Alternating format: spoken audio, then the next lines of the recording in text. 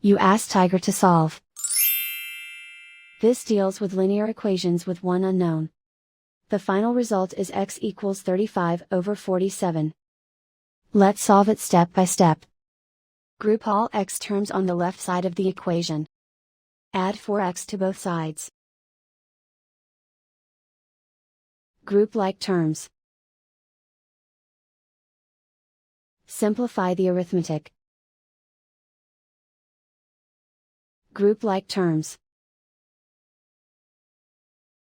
Simplify the arithmetic. Group all constants on the right side of the equation. Subtract 90 from both sides. Simplify the arithmetic.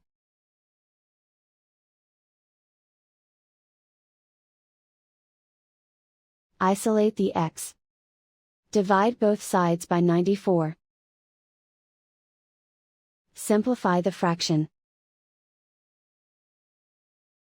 Find the greatest common factor of the numerator and denominator. Factor out and cancel the greatest common factor. And so the final result is x equals 35/47.